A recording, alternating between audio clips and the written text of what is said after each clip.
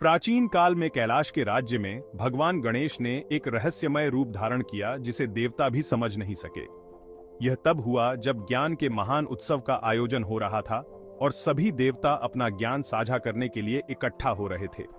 कहा गया था कि जो कोई भी सबसे अनूठा ज्ञान प्रस्तुत करेगा उसे भगवान शिव से विशेष वरदान मिलेगा। सभी की उम्मीदों के विपरीत भगवान गणेश अपने सामान्य वाहन मूषक पर नहीं आए। इसके बजाय वे एक रहस्यमय बादल पर सवार होकर आए और उनका चेहरा एक अज्ञात शक्ति से ढका हुआ था। उनके हाथों में एक चमकता हुआ गोला था जिसे पहले कभी किसी ने नहीं देखा था। वह गोला दिव्य ऊर्जा से भरा हुआ था जो समझ से परे लग रहा था। ब्रह्मा और विष्णु सहित सभी देवता चकित थे और उन्होंने गणेश से उस गोले के रहस्य के बारे में पूछा। गणेश ने एक शांत मुस्कान के साथ कहा, यह गोला समय का सार है।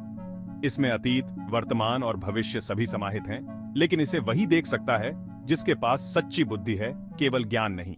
एक एक करके देवताओं ने उस गोले के अर्थ को समझने की कोशिश की, लेकिन कोई सफल नहीं हुआ। यहाँ तक कि शक्तिशाली विष्णु और बुद्धिमान ब्रह्मा भी उलझन में थे।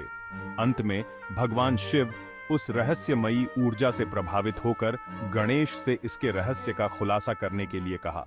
गणेश ने धीरे से गोले को शिव के हाथों में रखा और कहा, पिताजी, सच्ची बुद्धि यह नहीं है कि सब कुछ समझ लिया जाए, बल्कि यह है कि कुछ चीजें समझ से परे होती हैं।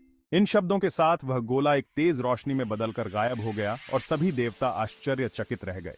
यह याद दिलाने के लिए था कि सच्ची बुद्धि सभी उत्तरों की खोज में नहीं, बल्कि ब्रह्मांड के रहस्यों को स्वीकार करने में है।